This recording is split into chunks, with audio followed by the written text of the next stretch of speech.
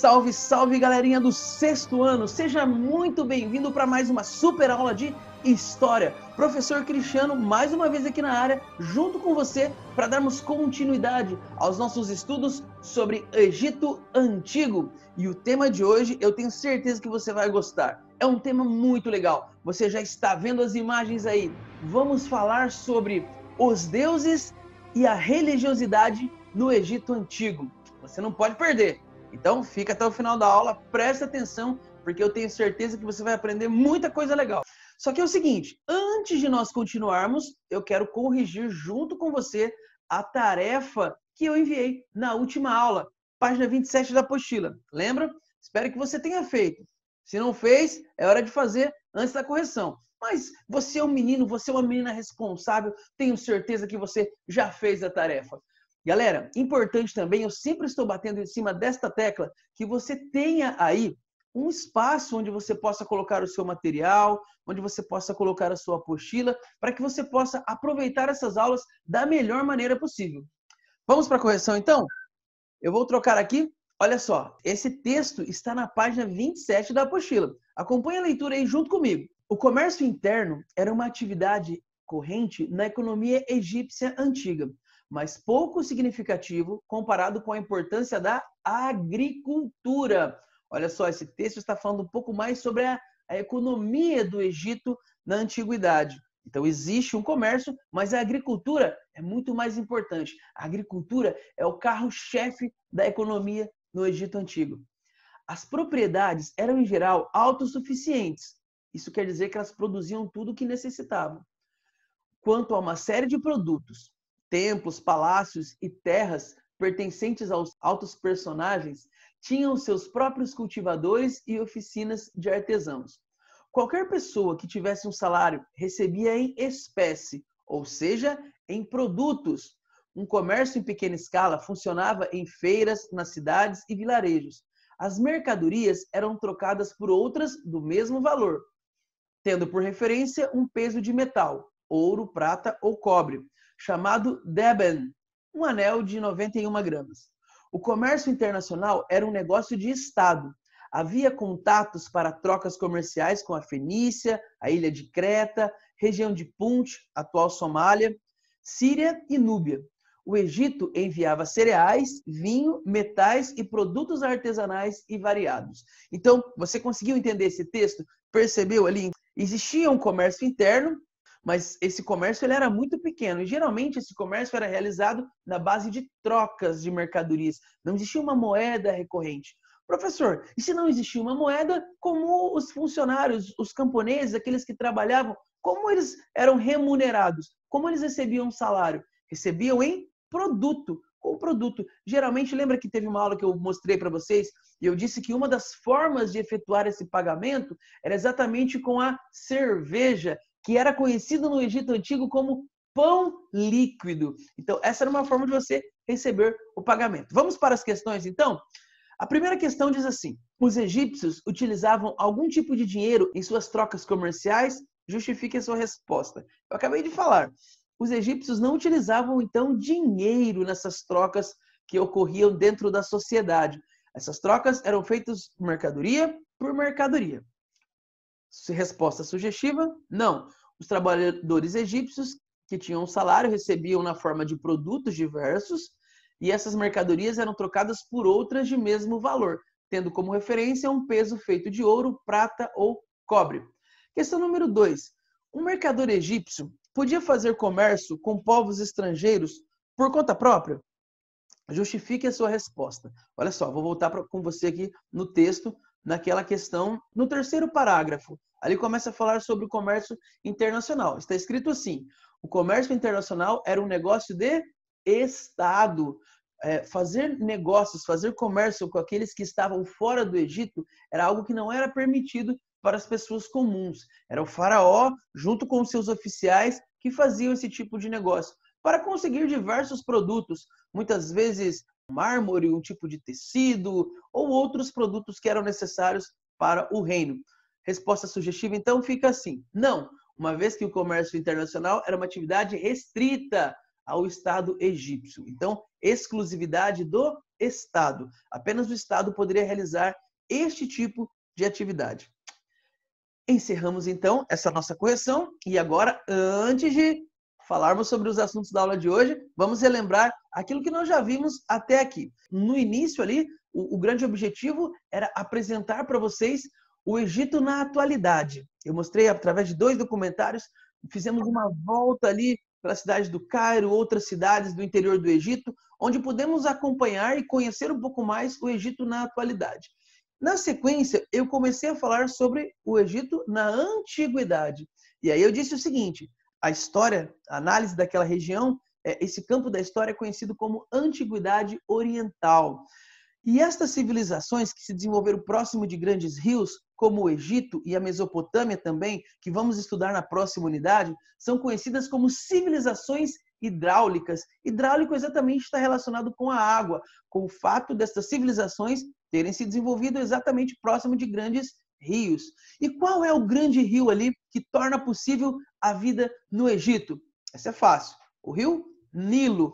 E eu mostrei para vocês também, eu me lembro, a região conhecida como Delta do Nilo, que é aquela região onde as águas do rio Nilo chegam e desaguam ali no mar Mediterrâneo. E por falar em mar Mediterrâneo, você não vai confundir, não vai cair em pegadinha, não vá se esquecer. Aquela região do Delta do Nilo é conhecida como Baixo Egito. E o Alto Egito é a região que fica ao sul. Legal? Tranquilo, então. Desta forma, na primeira aula, nós conhecemos um pouco mais sobre este espaço que estamos analisando.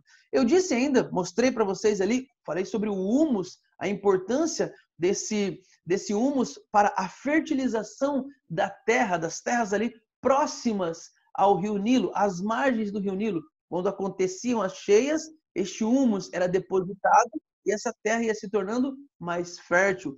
Inclusive, você se lembra, esse humus, essa coisa que deixava a terra preta, recebia dos egípcios o nome de quemé. E os gregos, por outro lado, chamavam de Aegyptus. E daí vem o termo, o nome do país na atualidade, Egito. Mostrei para vocês também na primeira aula o Shaduf, lembra? O instrumento que eles utilizavam ali para retirar as águas do rio e colocar nos canais. Dessa forma, as águas do rio Nilo poderiam ser levadas para distâncias mais longas e dessa maneira uma porção maior de terras seria fertilizada. Falei também sobre os canais de irrigação. Na segunda aula, nós tratamos aí sobre a formação do Egito Antigo. Falei sobre os nomos que foram se desenvolvendo ali no decorrer do rio Nilo. Falei sobre os nomarcas, que eram exatamente aqueles homens que lideravam estas pequenas comunidades chamadas nomos. Mais uma vez, destaquei sobre a formação do reino do Alto Egito e do Baixo Egito. Você se lembra? Ali na região do Baixo Egito, Delta do Nilo, muitos nomos foram se juntando e formaram um reino. Por outro lado, na região sul, os nomos que estavam por ali foram se juntando também e formaram um reino do Alto Egito, inclusive cada um com a sua coroa característica. Em determinado momento, cerca de 3.000 anos antes de Cristo, um jovem chamado Menes unificou os dois reinos e tornou-se assim o primeiro faraó da história do Egito. E aí, dentro dessa história egípcia tão longa, nós vamos dividi-la em 3 momentos: Antigo Império, Médio Império e Novo Império. Essa é a divisão aí, porque afinal de contas são milhares de anos de história e em todo este período, em todo este momento, as coisas não ficam sempre do mesmo jeito, elas vão se transformando. E exatamente por conta disso, para auxiliar-nos na análise deste período, a gente faz essas divisões.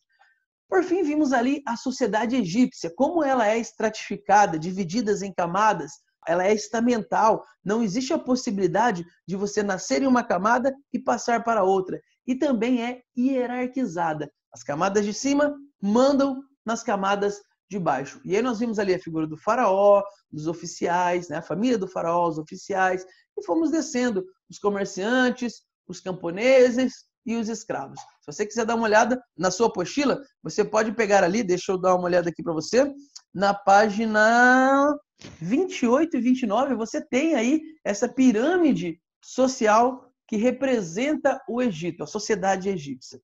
Vamos continuar aqui então? Agora sim, vamos falar sobre os deuses egípcios. Olha só, Meus queridos, a primeira coisa que eu quero que você entenda e você se lembre, porque eu já citei isto anteriormente, é que a religião egípcia é politeísta. O que isso quer dizer mesmo? Lembra, a palavra poli significa muitos, significa diversidade. E a palavra teísta aqui vem de theos, do grego theos, que quer dizer Deus. Então, um povo que é politeísta quer dizer que adora diversos deuses. É o contrário da nossa religião. A nossa religião cristã, a maioria de nós somos cristãos, nós somos monoteístas. Então, as três grandes religiões monoteístas no mundo na atualidade são o cristianismo, o judaísmo e o islamismo. Esses acreditam em um único Deus. Mas os egípcios, por isso monoteísta, mono de um, monoteísta, um Deus. Os egípcios na antiguidade eram politeístas, ou seja, acreditavam em diversos deuses. Eu coloquei a representação de alguns deles aqui para vocês. Olha só, Ra, Osíris, Ísis, Hathor, Horus, Anubis, Tot, Néftis, Maat, Sekhmet, Ptah, Set. Todos estes são deuses egípcios. E aí é importante você destacar e lembrar que cada região tinha os seus próprios deuses. Mas eu vou falar um pouquinho mais sobre isso adiante na aula. O segundo ponto muito importante para nós destacarmos é que os deuses eles eram representados por imagens antroposomórficas. Nossa, professor, que palavrão, que palavra grande. O que isso significa? Eu coloquei aqui uma imagem de Anubis para representar isso para vocês. Olha só. O que é uma representação antroposomórfica? Quando os deuses eram desenhados, quando os deuses, você fazia uma estátua, alguma coisa do tipo, geralmente apareciam a maioria deles com essa representação. Uma cabeça de animal e um corpo humano. Daqui vem a palavra antroposomórfica. A palavra mórfica aqui vem do grego morphos, que quer dizer forma. Então, a forma que ele era representado era de antropo, que quer dizer humano, e zoo, que quer dizer animal, zoológico. Lembra? Zoo. Então, antropo, humano, zoo, animal, mórfica, de forma. Essa era a maneira como os deuses eram representados. Uma forma metade humana e metade animal. Então, o primeiro ponto da religiosidade egípcia. Os deuses eram muitos. Podemos dizer que os egípcios eram politeístas. Segundo aspecto, os deuses eram representados de maneira antroposomórficas. Terceiro aspecto, cada cidade, povoado, contava com suas próprias divindades. Então, eu destaquei aqui, coloquei um mapa do Egito para você. Olha só, você tem aqui a cidade de Tebas, a cidade de Luxor, aqui para cima você tem a região do Cairo e vários outros vilarejos, outras vilas que vão surgindo na extensão do Nilo. E cada uma dessas vilas cultuava, então, os seus próprios deuses. E é interessante você notar que, à medida que uma cidade ganhava importância, o deus desta cidade também tornava-se importante dentro do reino do Egito. Então, daí vem essa diversidade tão grande de deuses e tantas versões diferentes da nossa. Porque na nossa sociedade, a gente percebe o seguinte, nós temos, por exemplo, dentro da nossa religião, uma história que é a história do Gênesis e que é contada sempre da mesma forma, a partir daquilo que está escrito na Bíblia. Quando nós vamos para a religiosidade egípcia, nós vamos perceber que essa uniformidade ela desaparece. O que existe dentro do Egito são diferentes mitos para a origem do mundo, diferentes histórias para a origem dos deuses. E eu vou mostrar algumas dessas histórias para vocês na sequência. Olha só, diante de toda essa diversidade, uma coisa era fundamental para dar unidade a essa religiosidade. Os ritos, os rituais, eles eram fundamentais para criar esse sentido de unidade. Então, quando você morria, os ritos geralmente eram bem parecidos. As celebrações feitas pelos sacerdotes. Galera, pense o seguinte, lembra o seguinte, diferente da atualidade, onde nós temos um contato direto com os deuses, ou com o nosso Deus, as religiões de outras matrizes com seus deuses, mas vamos falar do cristianismo.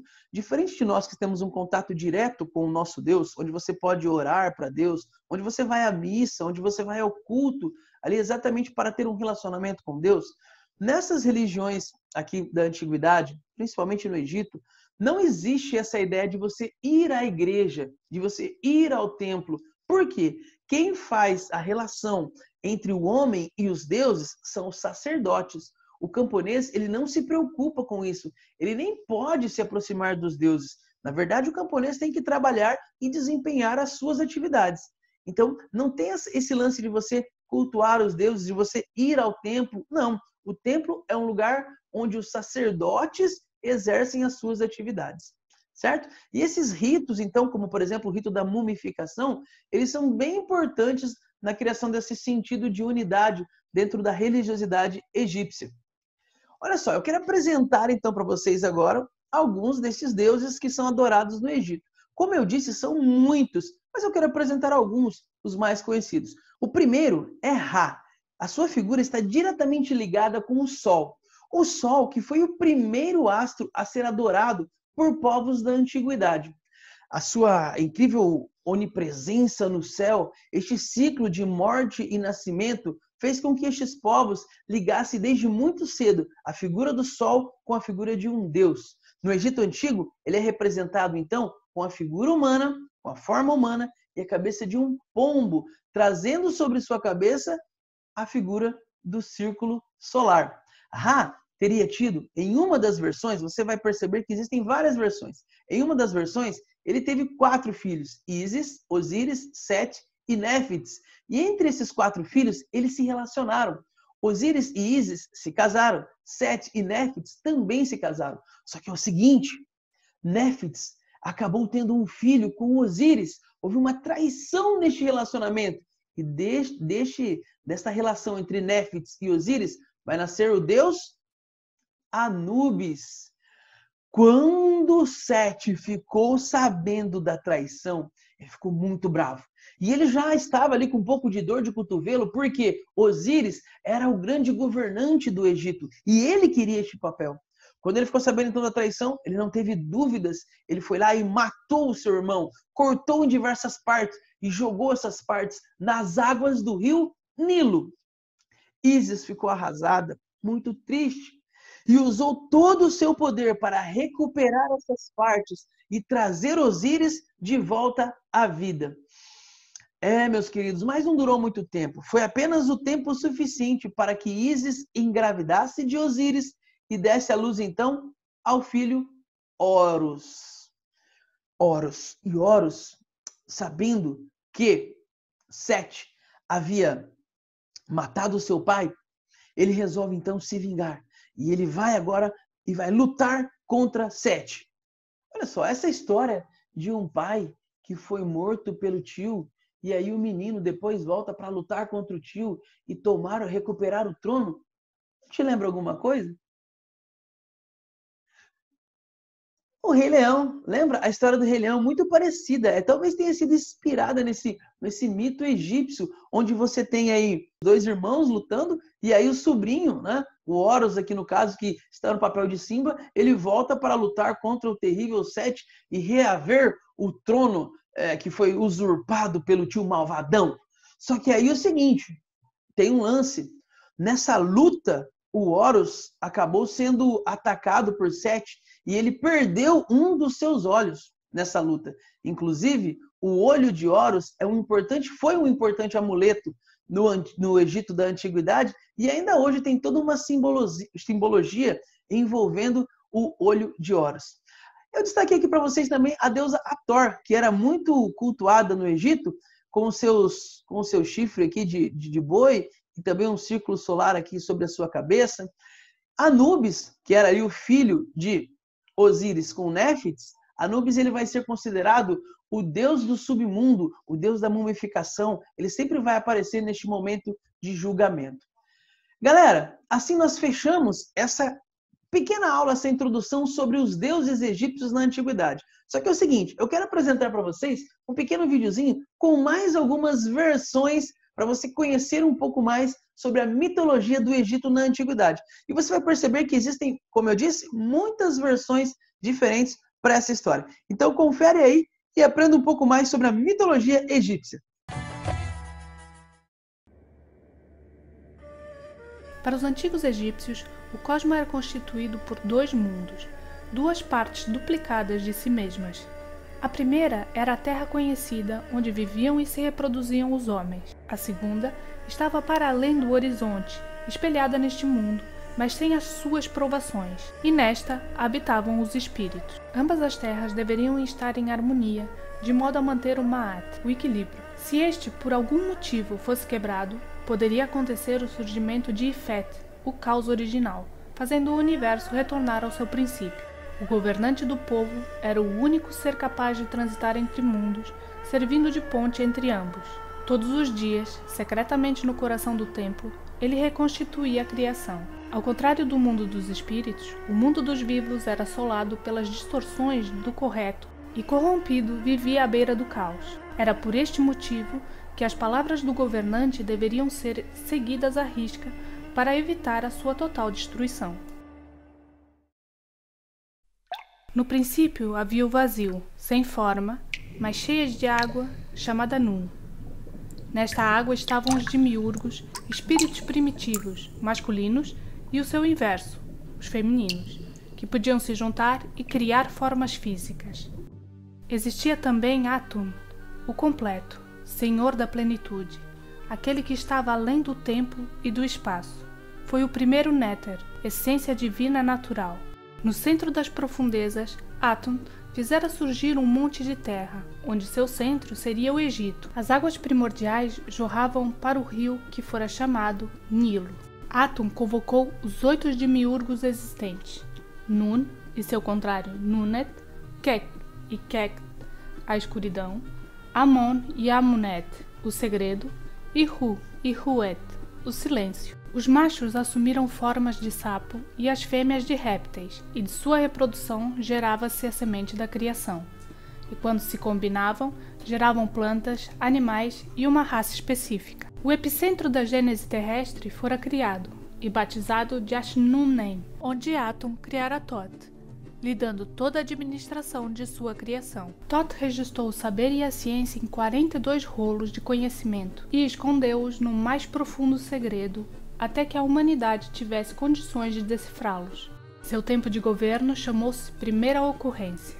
Por esse motivo, Tot era o deus da sabedoria e do intelecto divino, e sendo a boca dos deuses, presidia os escribas. Mais tarde, os gregos identificaram Tot com o deus Hermes, e a cidade do deus passaria a se chamar Hermópolis.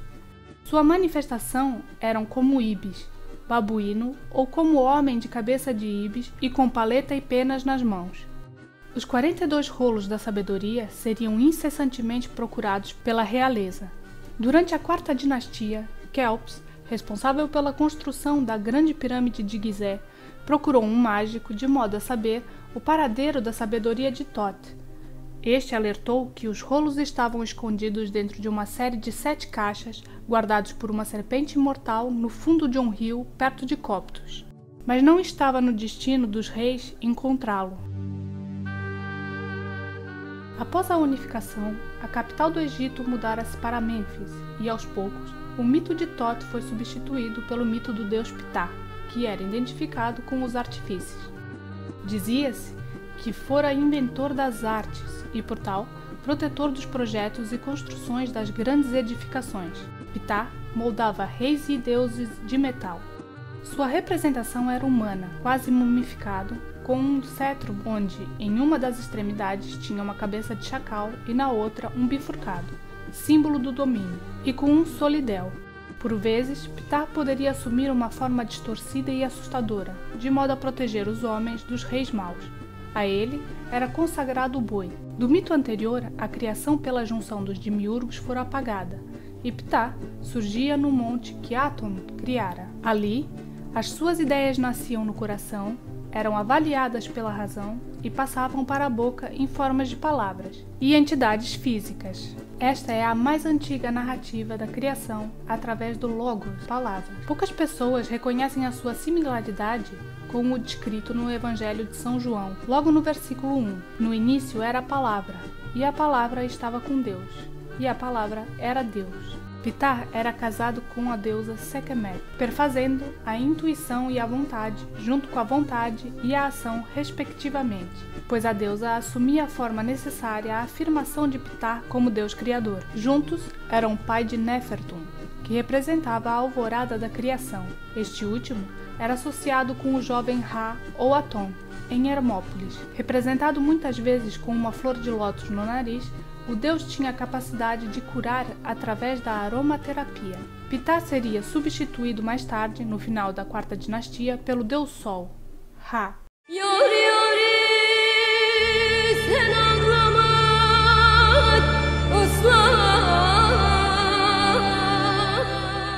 Em Heliópolis estava centrado o culto do deus Ra, e seus celebrantes eram chamados videntes, pois interpretavam sinais, liam sonhos, ensinavam reis.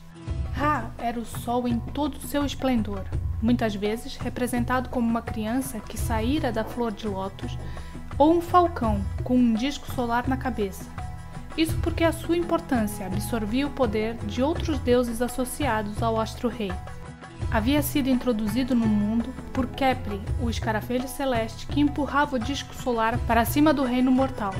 No monte da existência cresciam flores de lótus. Quando a flor se abria em toda a plenitude, Ra emergia do coração desta, trazendo sua primeira luz, os raios que anunciavam o dia, mas sem trazer seu calor. Era Armaques, que para os gregos era Ra, que é Horus no horizonte. Ele vinha como falcão, com suas asas abertas a refletir raios de luz. Na sua primeira aparição, surge também a ave Bennu, que para os gregos era a ave mitológica Fênix. Criada com a imagem de uma garça real, foi o primeiro ser vivo da Terra e seus gritos romperam pela primeira vez o silêncio. Era representada com um disco branco sobre a cabeça, símbolo do Alto Egito, e seria, em todos os seus efeitos, a personificação da regeneração de Ra. À medida que a bruma se dissipava, o calor do sol aumentava, era Ptah, até se tornar abrasador, sendo assim somente Ra a conduzir seu carro solar. Quando mais baixo, o sol então era Atom. Conforme se dirigia para o ocidente, se tornava Oracten, o falcão do segundo horizonte. Ao fim do dia, Ra tomava sua segunda carruagem, entrando para o mundo dos mortos. Tornava-se assim como um habitante daquele mundo e como Atom, como senhor da criação e da plenitude. Era ali que Ra teria que combater Apep, serpente cósmica do submundo, que viciara assim atacar o carro solar. Essa serpente representava o caos e a destruição. Durante os eclipses, dizia-se que Apep conseguira devorar o carro de Ra, mas sua vitória nunca seria plena. A vermelhidão no horizonte, aos últimos raios solares, representava a superação de Ra perante Apep. Em outros mitos, Ra não estaria em outro carro, mas seria envolto em esterco, que seria empurrado por Kepri de volta para o mundo dos vivos.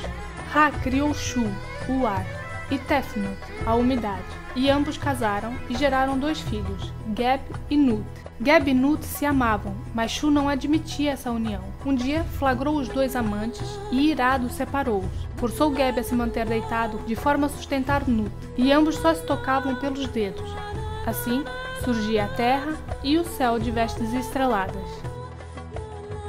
Ra transformou Tot em lua para cuidar da terra enquanto estivesse no outro mundo. O mesmo conservou suas características primárias, mas representado com cornos crescentes e um disco lunar sobre a cabeça. Foi quem dividira os dias para a existência dos filhos de Nut. Foi quem ensinou Isis a palavras mágicas de cura e ressurreição. A dada altura, Nut deu à luz a 4 filhos, Osíris, Ísis, Set e Néfitos. Mais tarde nasceria de Ísis Horus, e junto aos deuses anteriores, formou assim o panteão principal de 9 deuses de Heliópolis, conhecidos como a Grande Enéade. Estes se manteriam até a 12ª dinastia, nascida em Tot Luxor, a sul do Egito, onde seu mito seria substituído pela figura de Amon, o escondido. Em consequência de sua substituição, diria-se que Ra, farto da humanidade, retirou-se, deixando o mundo superior a Horus e o inferior a Osíris.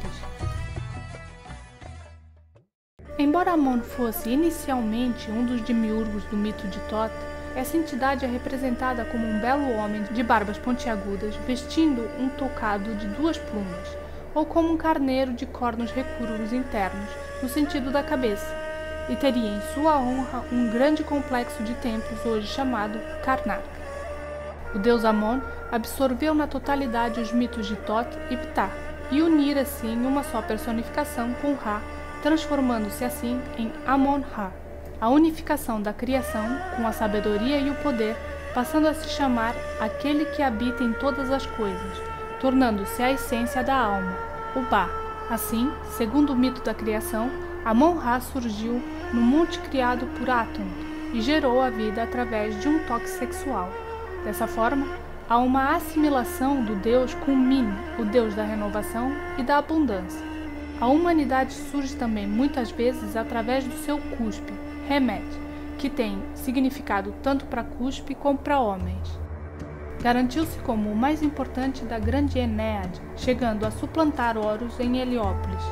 Apenas posteriormente teve seu governo celeste ameaçado por Aton, quando o faraó Akhenaton tentara implantar pela primeira vez o monoteísmo. Porém, a representação de Amon e sua força diante das necessidades humanas do seu tempo defenderam sua posição meio aos mortais, e este seria ainda garantido meio à realeza. Essa sua marca é deixada principalmente em nomes da 18ª dinastia como Tutankhamon, que significa a imagem viva de Amon. É também este deus que perpetuara o seu poder divino quando ainda nos tempos de hoje seu nome é profetizado no final das preces ao Deus cristão, como Amém. Para todos os efeitos, meio aos sucessivos governos, a preocupação com a explicação da origem do mundo manteve-se em diversas faces divinas, Atum, Thoth, Ptah, Ra e Amon, sem nunca se perder da questão central. Foram todos unidos num único fio condutor que forma o mito da criação.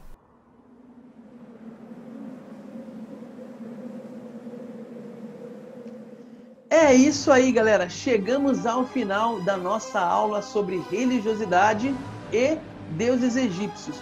Mas a próxima aula, calma, não acabou ainda. Próxima aula nós vamos falar sobre pirâmides, vamos falar sobre mumificação, sobre vida após a morte. Te aguardo na próxima aula, tá bom? Grande beijo no seu coração, faça a tarefa e eu te espero lá. Tchau!